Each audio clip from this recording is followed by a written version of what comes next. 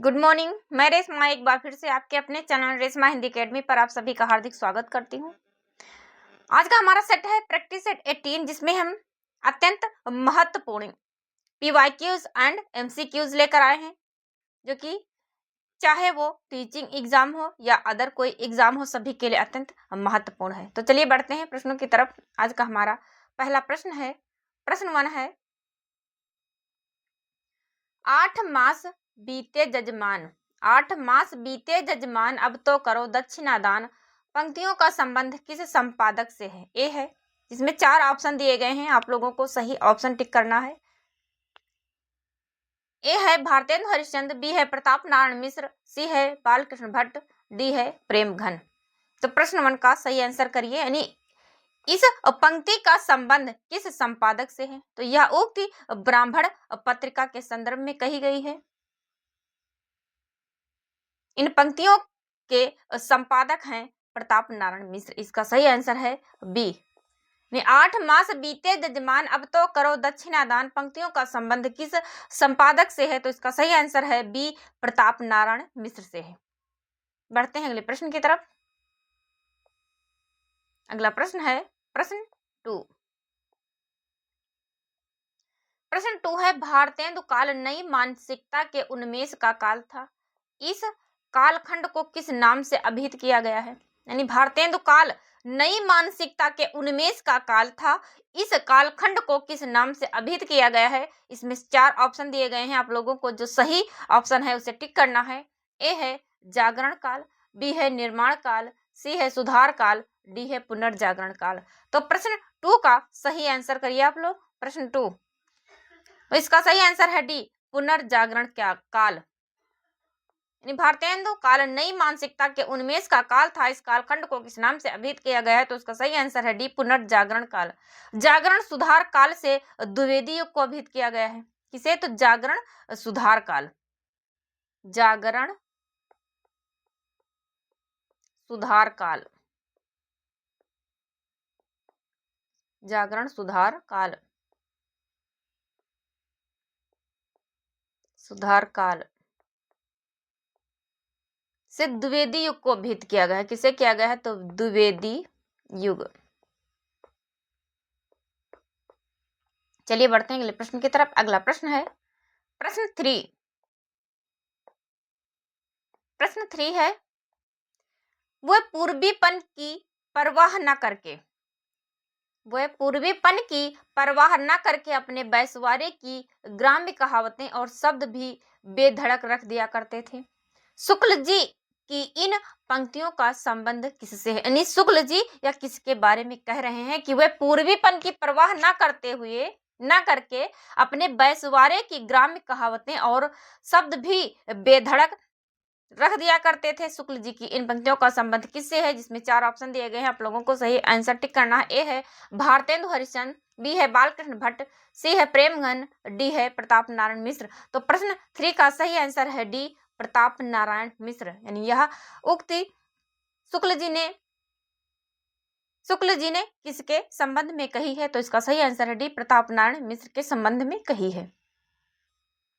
प्रश्न 4 है, बिहारी बिहार नामक ग्रंथ के रचयिता हैं, बिहारी बिहार नामक ग्रंथ के रचयिता हैं। ए है काशीनाथ सिंह, बी है बिहारी, सी है राधाचरण गोस्वामी, डी है पंडित अंबिका दत्त व्यास। तो बिहारी बिहार नामक ग्रंथ के रचयिता, इसका सही आंसर है डी, पंडित अंबिका दत्त व्यास। यानी पंडित अंबिका दत्त व्यास। इनकी अन्य रचनाएं हैं पावस पचासा, पावस पचासा, पावस पचासा, सुकवि, सुकवि सतसई, सुकवि सतसई, सुकवि सतसई, हो होरी, हो होरी, हो होरी।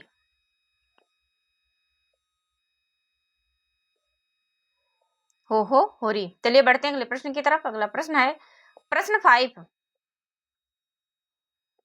प्रश्न 5 है कि राहुल संकृत्यायन का यात्रा वृतांत नहीं है। पूछ रहा है कि राहुल संकृत्यायन का कौन सा यात्रा वृतांत नहीं है।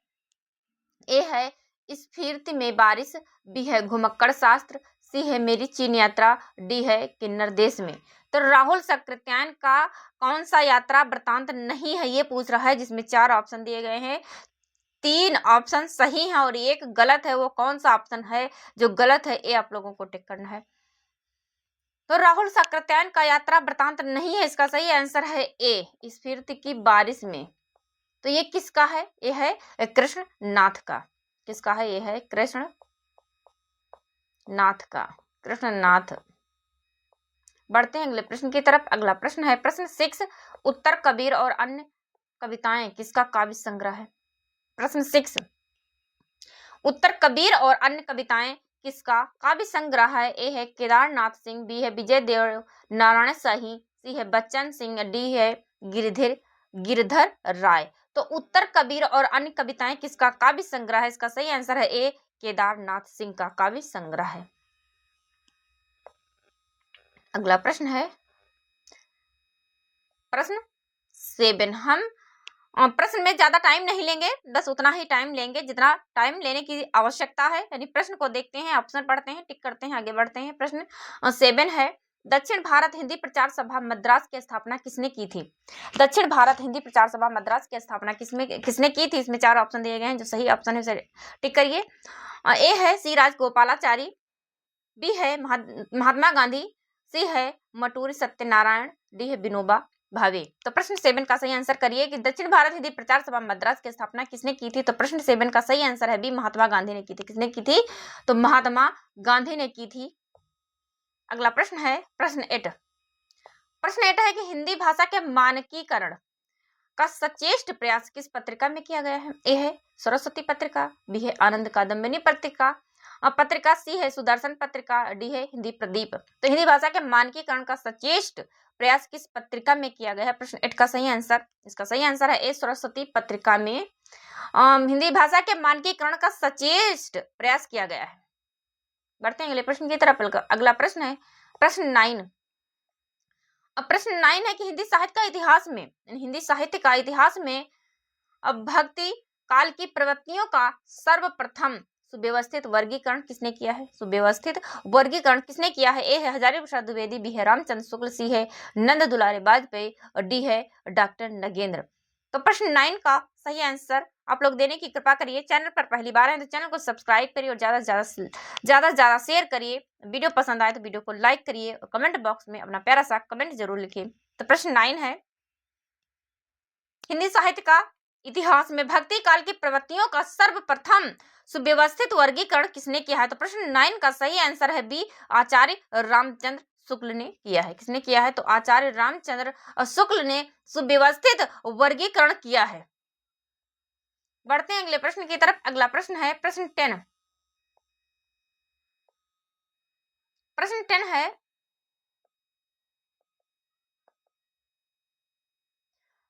सगुण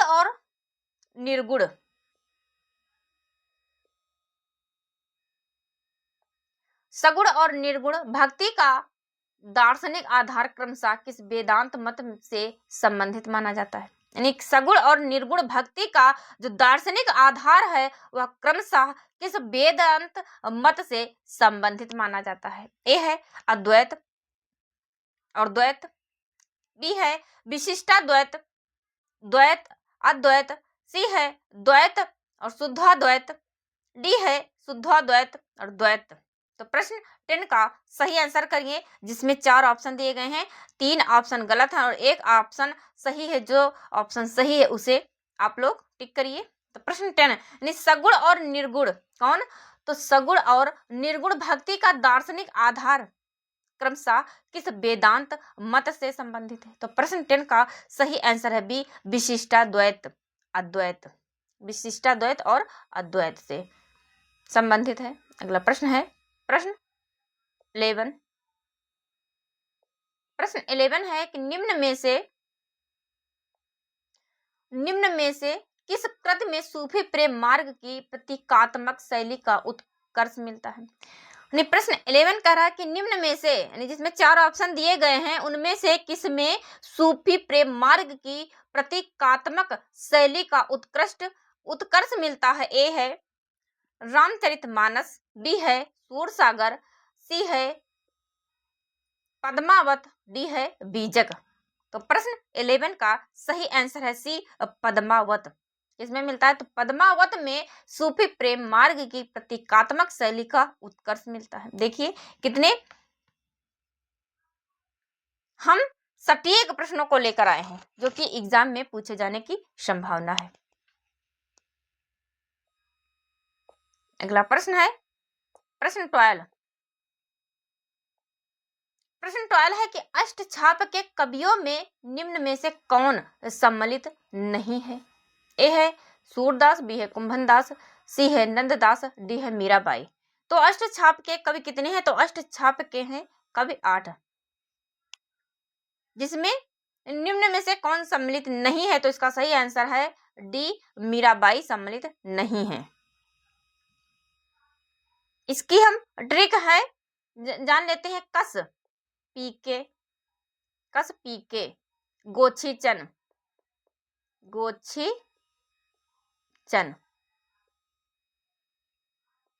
ये है अष्टछाप के कवियों की ट्रिक, यानी कस पीके और गोछीचन। चलिए बढ़ते हैं अगले प्रश्न की तरफ।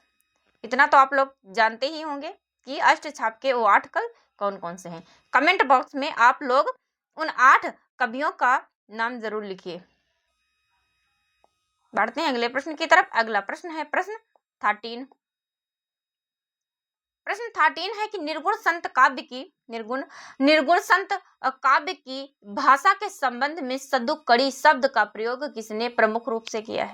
ए है आचार्य रामचंद्र शुक्ल, बी है हजारी प्रसाद द्विवेदी, सी है डॉक्टर नगेंद्र, फिर डी है नामवर सिंह। तो निर्गुण संत काव्य की भाषा के संबंध में सदुखड़ी शब्द का प्रयोग सर्वप्रथम किसने प्रमुख रूप से किया है? तो प्रश्न 13 का सही आंसर है ए आचार्य रामचंद्र शुक्ल ने किया है। किसने किया है? तो आचार्य रामचंद्र शुक्ल ने किया है।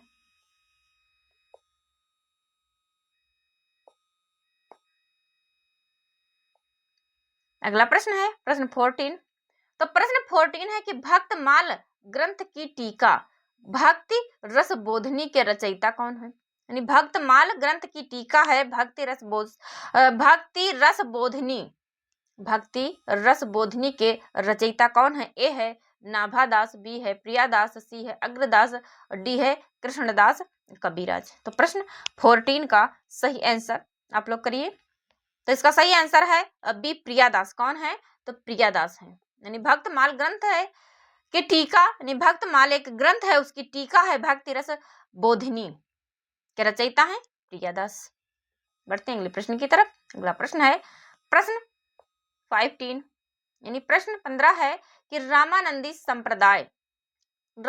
संप्रदाय के प्रवर्तक कौन माने जाते हैं? ए है रामानुज, बी है रामानंद, सी है वल्लभाचार्य, डी है मध्वाचार्य। तो प्रश्न 15 का सही आंसर रामानंदी संप्रदाय के प्रवर्तक, तो इसका सही आंसर है बी रामानंद माने जाते हैं। कौन माने जाते हैं? तो रामानंद माने जाते हैं। बढ़ते हैं अगले प्रश्न की तरफ। अगला प्रश्न है प्रश्न 16, यानी कृष्ण भक्ति शाखा में माधुर्य भाव की प्रधानता किस संप्रदाय से संबंधित है? ए है नाथ पंथ, बी है पुष्टि मार्ग, सी है सिख पंथ, डी है सूफी पंथ। तो कृष्ण भक्ति शाखा में जो माधुर्य भाव की प्रधानता है वह किस संप्रदाय से संबंधित है? तो इसका सही आंसर है बी पुष्टि मार्ग से संबंधित है। किससे संबंधित है? तो पुष्टि मार्ग से संबंधित है। चलिए बढ़ते हैं अगले प्रश्न की तरफ। उम्मीद है आप लोगों को हमारा यह जो प्रैक्टिस सेट चल रहा है आप लोगों को पसंद आ रहा है। चैनल पर पहली बार आए हैं तो चैनल को सब्सक्राइब करिए, वीडियो को लाइक करिए और ज़्यादा से ज़्यादा शेयर करिए। कमेंट बॉक्स में अपना प्यारा सा कमेंट जरूर लिखिए। प्रश्न 17 है कि कबीर के काव्य में प्रमुखता किस रस की अभिव्यक्ति मानी जाती है? ए है श्रृंगार रस, बी है वीर रस, सी है शांत रस और डी है करुण रस। तो कबीर के काव्य में प्रमुखता किस रस की अभिव्यक्ति मानी जाती है? तो इसका सही आंसर है सी शांत रस की अभिव्यक्ति मानी जाती है। शांत रस, शांत रस की अभिव्यक्ति मानी जाती है। बढ़ते हैं अगले प्रश्न की तरफ।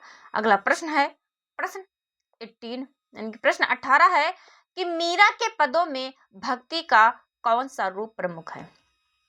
ये है दास्य भाव, जिसमें 4 ऑप्शन दिए गए हैं, 3 ऑप्शन गलत हैं, 1 ऑप्शन करेक्ट है। वो जो करेक्ट ऑप्शन है आप लोगों को वही चुनना है। बी है सख्य भाव, सी है वात्सल्य भाव, डी है माधुर्य भाव।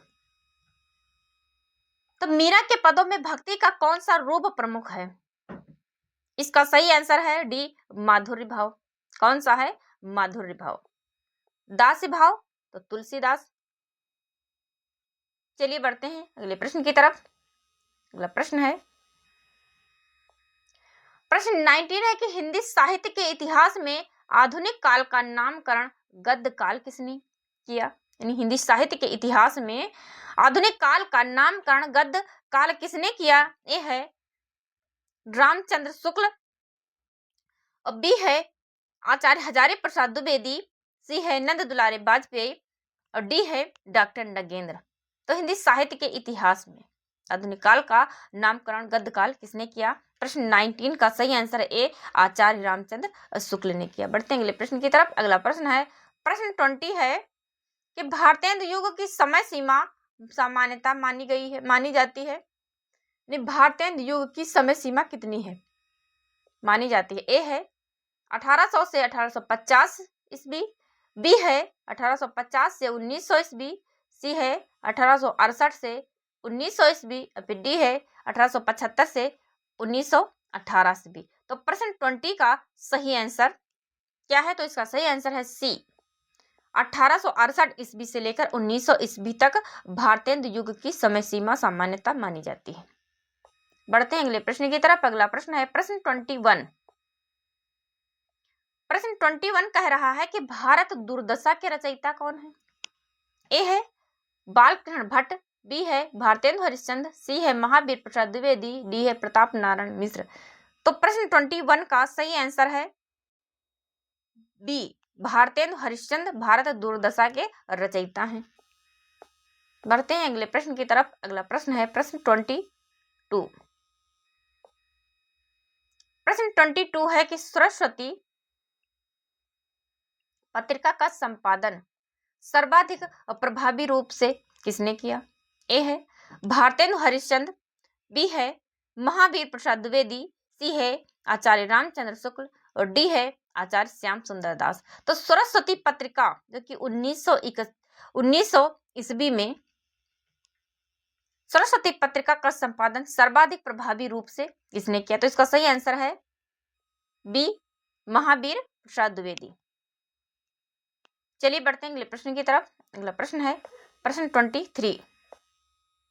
तो प्रश्न 23 है कि छायावाद के प्रमुख स्तंभों में से कौन सम्मिलित नहीं है? यानी छायावाद के 4 प्रमुख स्तंभ हैं, उनमें कौन सम्मिलित नहीं है ये पूछ रहा है। ए है जयशंकर प्रसाद, बी है सूर्यकांत त्रिपाठी निराला, सी है महादेवी वर्मा, डी है मैथिली शरण गुप्त। तो कौन सा है जो सम्मिलित नहीं है? इसका सही आंसर है डी मैथिली शरण गुप्त सम्मिलित नहीं है।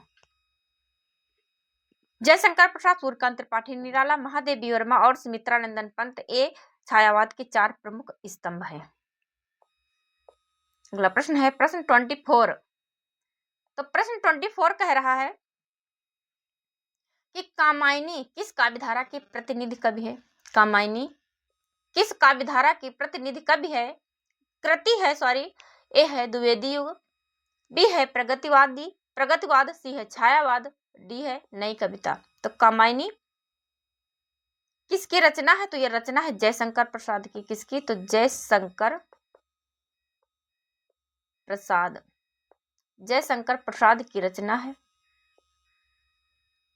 तो यह किस काव्यधारा की प्रतिनिधि कृति है? तो यह है छायावादी काव्यधारा की प्रतिनिधि कवि कृति है। अगला प्रश्न है प्रश्न 25। प्रश्न 25 है कि प्रगतिशील लेखक संघ की स्थापना 1936 में कहाँ हुई? ए है इलाहाबाद में, बी है लखनऊ में, सी है बनारस में, या फिर डी है दिल्ली में।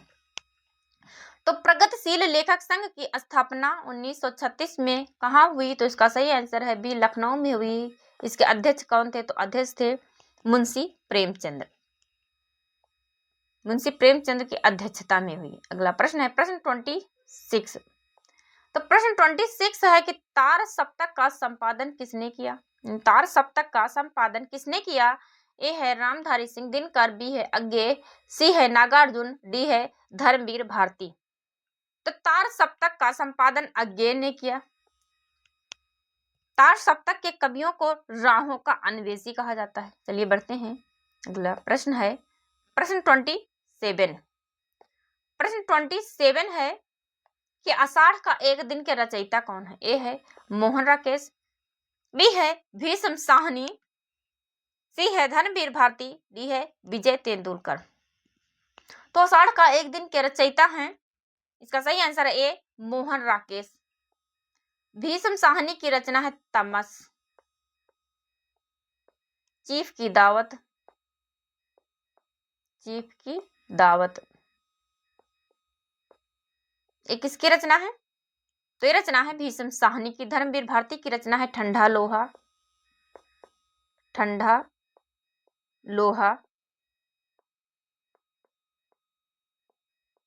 चलिए बढ़ते हैं अगले प्रश्न की तरफ। अगला प्रश्न है प्रश्न 28।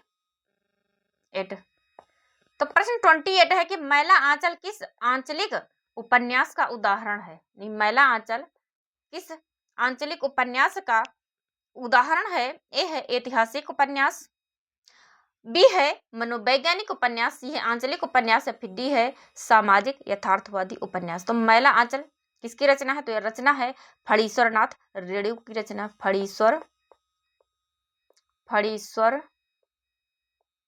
नाथ रेणु की रचना है